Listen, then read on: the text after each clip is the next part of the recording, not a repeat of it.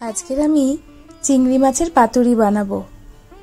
চিংড়ি মাছের পাতুরিটা আমি লাউ পাতা দিয়ে বানাবো।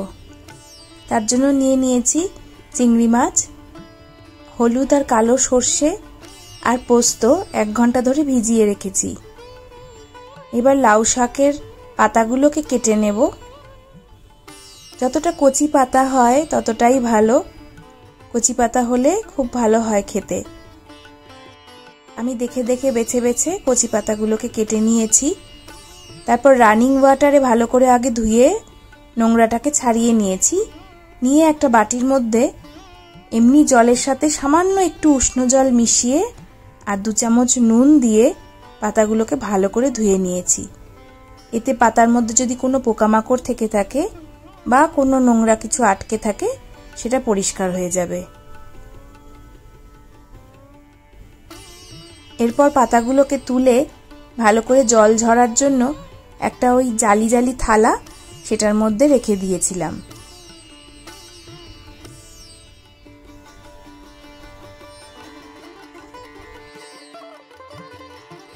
পাতাগুলো যতক্ষণ জল ঝরছিল তার মধ্যে আমি একটা পেস্ট তৈরি করে নিয়েছি।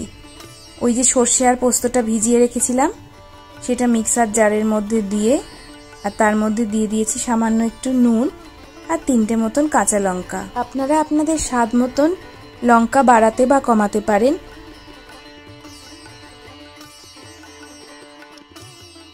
পেস্টটা খুব একটা জল জল না করে একটু ঘন করলেই ভালো, কারণ এটা তো পাতুরি হবে।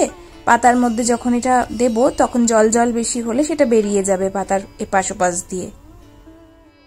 এরপর চিংড়ি মাছটাকে ভালো করে নুন হলুদ দিয়ে মেখে নিয়েছি। এটা মেখে নেওয়ার পরে যে পেস্টটা তৈরি করলাম সেই পেস্টটাকে অ্যাড করেছি আর সাথে দিয়ে দিয়েছি সর্ষের তেল। সর্ষের তেলটা একটু বেশি পরিমাণেই দিতে হবে। তেলটাই এই রান্নাটার প্রাণ। একটু বেশি করে না দিলে ওই যে পাতুরির একটা ঝাঁঝ সেটা কিন্তু হবে না। যাই হোক, তেলটা দিয়ে ভালো করে নেড়েচেড়ে মেখে আমাদের পুরটা রেডি হয়ে গেল। এবার 2টো করে লাউ পাতা নিয়েছি। খুব ছোট পাতা যেগুলো সেগুলো 2টো করে নিয়েছি। বড় পাতা হলে একটা সিঙ্গেল পাতাতেই করেছি। তার মধ্যে মাঝে একটু করে চিংড়ি মাছের পুরটা দিয়েছি আর ফোল্ড করে সুতো দিয়ে এটাকে বেঁধে দিয়েছি ভালো করে। এই সেম রেসিপি কচু পাতা দিয়েও হয়। কচু পাতা সবসময় বাজারে অ্যাভেলেবেল থাকে না, সেই জন্য এটা লাউ পাতা দিয়েই করলাম। এই রেসিপিটা খুবই সহজ। আগে থাকতে যদি প্ল্যানিং থাকে তাহলে সর্ষে আর পোস্তটা একটু ভিজিয়ে রেখে দিতে পারলেই এটা ঝটপট হয়ে যায়। এই গরমের মধ্যে 2-3টে পদ রান্না না করে এরকম একটু যদি শর্টকাটে করে নেওয়া যায় তাহলে আর কথাই নেই। কারণ এই পদটা খেতে এত সুস্বাদু হয় যে এইটা দিয়ে পুরো 1 থালা ভাত নিমেষেই উড়ে যায়। এইভাবে একটা একটা করে পাতা নিয়ে তাতে পুর ভরে সুতো দিয়ে আটকে নিয়েছি। সবকটা পাতা হয়ে যাবার পরে আমি কড়াইয়ে জল ফুটতে দিয়েছি। কড়াইয়ের জলের পরিমাণটা খুব বেশি না দেওয়াই ভালো, তাহলে এই যে জালি জালি থালা তার ওপর দিয়ে জলটা উঠে পুরো পাতাটাকে ভিজিয়ে দেবে এবং পুরের যে টেস্টটা সর্ষে পোস্ত সেগুলো কিন্তু ধুয়ে যাবে।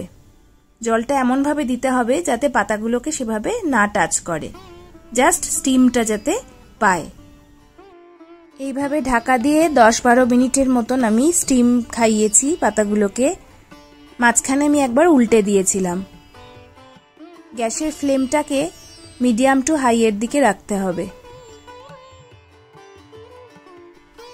আমার পাতুরি একদম রেডি হয়ে গেছে। এবার পরিবেশন করার পালা। গরম গরম ভাতে এই পাতুরি দিয়ে অসাধারণ লাগে খেতে। মেয়েকে দিলাম খেতে। মেয়ের তো এগুলো দেখেই আগেই খিদে পেয়ে গেছে, ওর আর তর্সই ছিল না, তাই ওকে আগে দিয়ে দিলাম। ও তো বলছে দারুণ গন্ধ বেরোচ্ছে। সুতোটা খোলারও ওর ধৈর্য নেই, গরম বলে সুতোটা খুলতে একটু অসুবিধা হচ্ছিল। যাই হোক, লাগেজটাকে আনপ্যাক করে ভেতরের জিনিসপত্র দেখে মুখে আর হাসি ধরে না।